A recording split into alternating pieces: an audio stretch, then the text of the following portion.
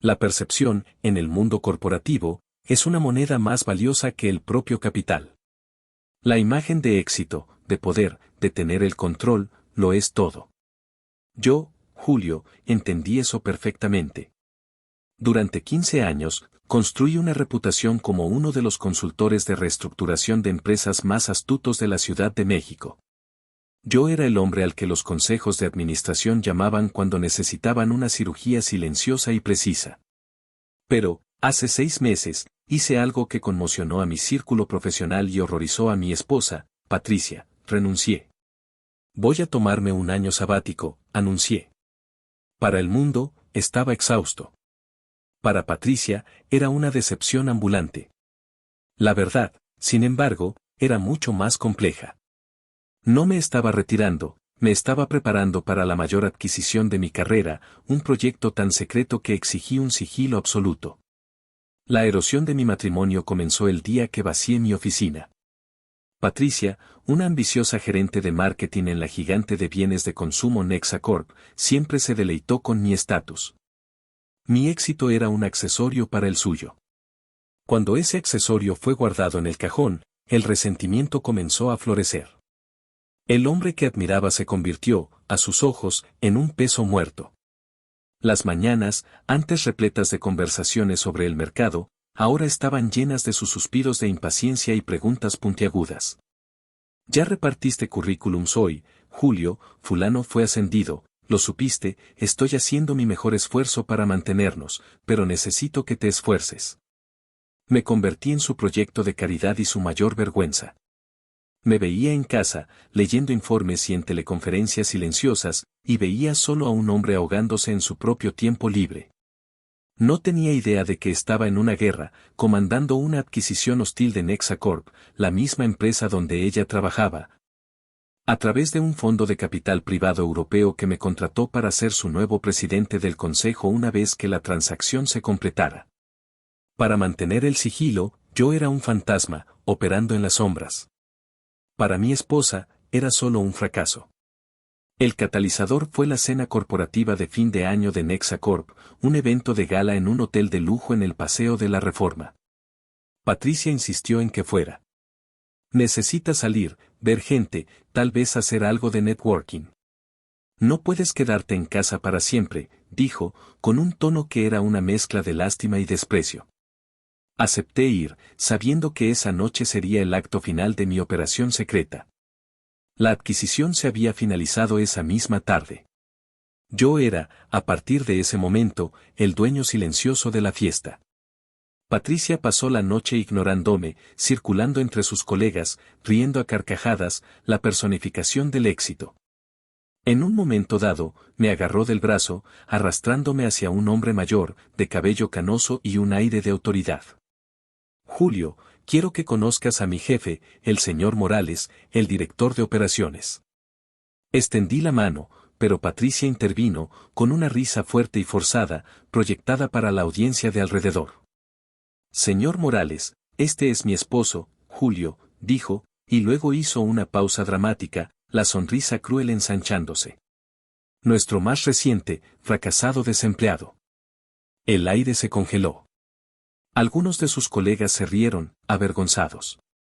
El señor Morales, sin embargo, no se rió.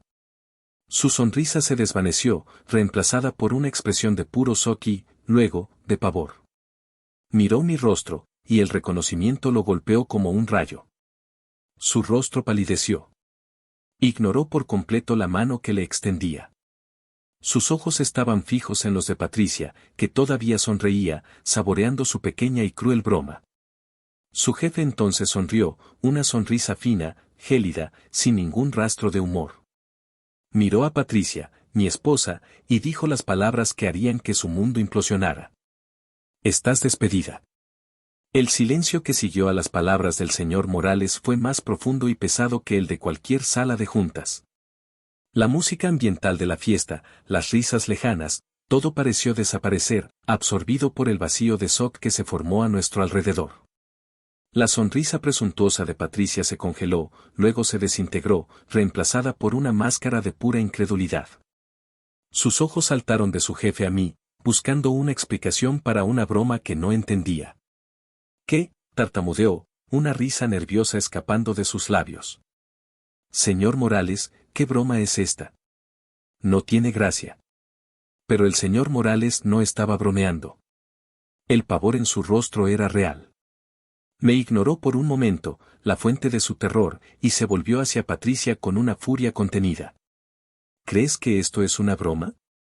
Tú, en un evento de la empresa, frente a tus colegas, insultas al hombre que, a partir de hoy, firma tu cheque de pago. Fue entonces cuando se giró hacia mí, su postura antes erguida ahora encorvada en un gesto de deferencia casi obsequioso.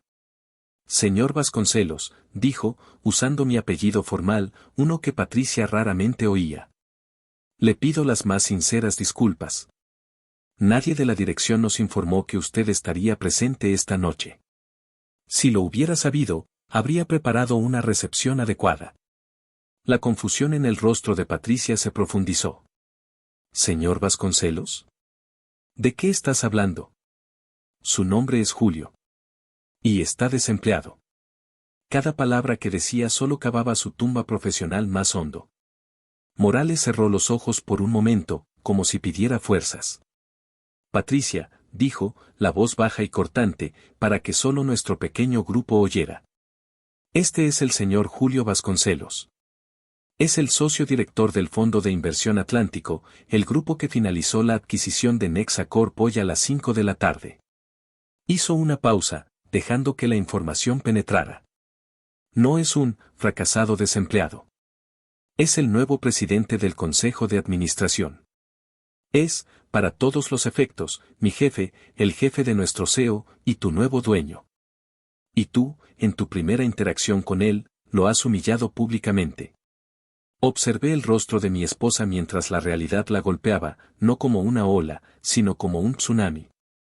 Los colores desaparecieron de su piel. El shock dio paso al horror. El horror dio paso a un pánico abyecto. Sus ojos, antes llenos de desprecio por mí, ahora estaban desorbitados por un terror que nunca había visto. Me miró, al hombre con el que compartía la cama, al hombre al que había pasado los últimos 6 meses tratando como una carga inútil, y por primera vez, me vio. No como su esposo, sino como una fuerza extraña e inimaginable que ostentaba el poder de crear o destruir su universo. Y acababa de escupir en el rostro de esa fuerza. La ejecución fue silenciosa, pero total. La carrera que era el centro de su identidad, la fuente de su arrogancia, había sido aniquilada. Y el arma del crimen había sido su propia boca. Sus colegas, que antes se reían con ella, ahora la miraban con una mezcla de lástima y horror, apartándose lentamente como si su desgracia fuera contagiosa. Yo no sabía, susurró, las palabras muriendo en su garganta. Se giró hacia mí, con los ojos suplicantes. Julio, era una broma. Una broma horrible. Por favor. La miré, mi rostro una máscara de neutralidad. No sentí triunfo, ni rabia. Sentí solo el frío y distante clic de una cerradura encajando en su lugar. La última pieza de un rompecabezas complejo. Había pasado meses planeando la adquisición de Nexa Corp. Pero la prueba final del carácter de mi esposa no podría haberla planeado. Y había fallado de forma más espectacular que cualquier empresa que hubiera reestructurado jamás. Sin decir una palabra, solo le di un leve asentimiento al señor Morales, un gesto que decía encárguese de esto, y le di la espalda. La dejé allí, en medio del salón de fiestas, una estatua de ruinas en su propio banquete. La fiesta, para ella, había terminado. Dejé la fiesta sin mirar atrás. No había nada allí para mí, excepto los escombros de la vida que creía tener. El camino de vuelta a casa, en el silencio del coche, no se llenó de rabia o dolor. Se llenó del tipo de claridad que un cirujano debe sentir tras un diagnóstico terminal. La enfermedad en mi matrimonio, que venía tratando con paliativos de paciencia y esperanza, era, en realidad, un cáncer agresivo e incurable. La humillación pública no fue la causa de la muerte, fue solo la autopsia, revelando la podredumbre que ya estaba allí. Mi reconstrucción no sería sobre sanar el matrimonio, sino sobre extirpar el tumor de forma limpia y definitiva. Llegué a casa, a la mansión que mi éxito construyó y que ella veía como el escenario de su superioridad, y comencé a trabajar. No fui a nuestra habitación. Fui a mi estudio e hice una única llamada a Hernán, mi abogado. Inicia los papeles del divorcio. Inmediatamente, dije. Motivo, diferencias irreconciliables, evidenciadas por un acto de humillación pública. Sé rápido. Sé implacable. Después, hice lo que un hombre lógico hace cuando una sociedad fracasa, comencé a separar los activos. Abrí mi portátil y, con una serie de comandos, transferí fondos, revoqué accesos y me aseguré de que la estructura financiera que nos unía fuera completamente desmantelada. Cuando terminé, subí a nuestra habitación y tomé una maleta. Metódicamente, comencé a empacar mi ropa, mis pertenencias personales, los artículos que eran inequívocamente míos. No estaba siendo expulsado. Estaba evacuando una zona de desastre antes de la demolición final. Patricia llegó horas después, alrededor de las 2 de la mañana. Entró en la casa vacilante, como una intrusa. La esperaba en la sala, sentado en un sillón con mi maleta al lado. Ya no estaba histérica. Estaba pálida, con los ojos rojos e hinchados, la imagen de la derrota. Al verme, se derrumbó. Julio, comenzó, la voz un susurro entrecortado. Tenemos que hablar. Lo que hice, fue imperdonable. Fue una broma estúpida, estaba nerviosa, quería impresionar. Te amo. Por favor, no dejes que un error destruya todo lo que construimos. Era un ruego desesperado, un último intento de revertir una fusión hostil que ella misma había provocado. Pero sus palabras eran como los términos de un contrato que ya había sido violado de forma irreparable. No tenían valor. Me levanté, tomé mi maleta y caminé hacia ella, deteniéndome a una distancia segura. No hay nada de qué hablar, Patricia, dije, mi voz desprovista de cualquier emoción. Lo que construiste era una ilusión, basada en mi éxito y en tu desprecio. Lo que pasó esta noche no fue un error. Fue una auditoría. Una auditoría sorpresa que reveló que esta sociedad es fraudulenta e insolvente. Comenzó a sollozar, a suplicar. Puedo arreglarlo. Dame una oportunidad. Haré cualquier cosa. No, no puedes, respondí, con una finalidad que zanjó cualquier debate. Has sido despedida de tu trabajo y has sido despedida de este matrimonio. Mi abogado se pondrá en contacto con el tuyo por la mañana para discutir los términos de tu salida. Pasé a su lado y me dirigí a la puerta. Su lucha entonces comenzó, un torrente de mensajes y llamadas a mi celular antes incluso de que llegara al coche. Eran textos frenéticos, alternando entre declaraciones de amor eterno, peticiones de perdón y acusaciones de que era cruel y despiadado. Dentro del coche, miré su nombre parpadeando en la pantalla. Con un único movimiento del pulgar, bloqueé su número. El silencio que siguió fue absoluto. Había cortado la última línea de comunicación. Su lucha sería, a partir de ese momento, un monólogo desesperado gritado contra un muro de silencio profesional. La reconstrucción de mi paz había comenzado. Un año después, el nombre Julio Vasconcelos ya no era un secreto susurrado en salas de juntas, sino una fuerza establecida en el panorama corporativo mexicano. Asumí la presidencia del Consejo de Nexa Corp no como un conquistador, sino como un arquitecto. Mi primera orden del día fue una reestructuración completa, no solo de las finanzas, sino de la cultura. Despedí a ejecutivos como el señor Morales, hombres cuya lealtad era al poder, no al mérito. Promovía talentos internos que habían sido sofocados por la política. Nexa Corp, bajo mi liderazgo, se volvió más esbelta, más innovadora y, sobre todo, un lugar donde el rendimiento, y no la adulación, era la única moneda de valor. El fracasado desempleado se convirtió en uno de los líderes más respetados y discretos del sector. Mi vida personal pasó por una reestructuración igualmente completa. El divorcio se finalizó con la eficiencia de una transacción de mercado. Había un acuerdo prenupcial que Patricia había firmado riendo años antes, cuando éramos jóvenes y yo todavía no tenía nada. Lo llamó papeleo romántico. Ese papel, sin embargo, protegió cada centavo que gané con la venta de mi primera empresa y mis inversiones posteriores. El acuerdo final fue legalmente justo, pero brutalmente modesto para los estándares que ella esperaba. Vendí la mansión y todos sus vestigios, y me mudé a un penthouse minimalista en Lomas de Chapultepec, un espacio que era un reflejo de mi nueva vida, limpio, funcional y con defensas impenetrables. La soledad, al principio, fue una compañera constante, pero con el tiempo, la paz que traía se volvió más valiosa que cualquier compañía. Comencé a confiar de nuevo, pero de forma diferente. Mi confianza era ahora una inversión, concedida solo después de una rigurosa diligencia debida. Encontré un profundo respeto por una mujer llamada Sofía, la nueva jefa de investigación y desarrollo que yo mismo promoví. Era brillante, directa y completamente desinteresada en juegos de poder. Nuestras conversaciones eran sobre innovación y estrategia, y en ellas encontré el tipo de asociación intelectual que nunca supe que me faltaba. Era una base sólida, construida sobre el respeto mutuo, no sobre la necesidad. Las noticias de Patricia, como esperaba, llegaron de forma impersonal y corporativa. Estaba revisando un informe de recursos humanos sobre contrataciones en nuestras subsidiarias cuando un nombre en una lista de candidatos rechazados me llamó la atención. Patricia. Se había postulado para un puesto de marketing de nivel junior en una de nuestras marcas menores, probablemente sin saber que la empresa matriz era ahora mi dominio. Le pregunté a la directora de recursos humanos sobre el caso, manteniendo mi voz neutra. ¿Fue rechazada por qué motivo? La directora dudó, incómoda. Señor, su nombre está marcado.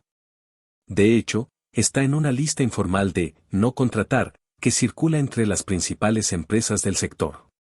La historia de lo que pasó en esa cena se ha convertido en una leyenda corporativa. Nadie quiere arriesgarse. Contratarla sería visto como un acto de suicidio profesional. Ahí estaba. La consecuencia final e inevitable. En el mundo que tanto valoraba, un mundo construido sobre imagen y reputación, había cometido el pecado capital.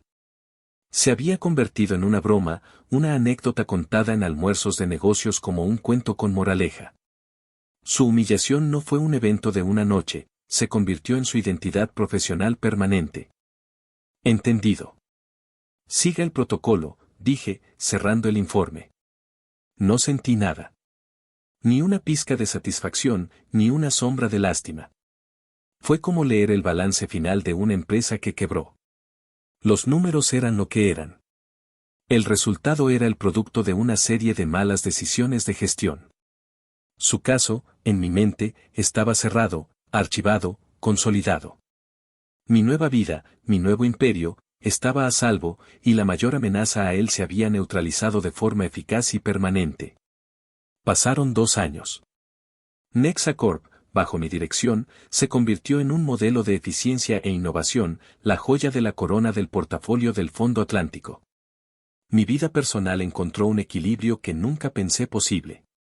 Mi relación con Sofía, la brillante jefa de I+D, floreció en una sociedad basada en la admiración mutua. Éramos 2 arquitectos, cada uno maestro en su dominio, construyendo algo juntos. Encontramos un hogar no en una mansión opulenta, sino en un apartamento elegante y discreto, un lugar donde las conversaciones eran sobre ideas, no sobre apariencias.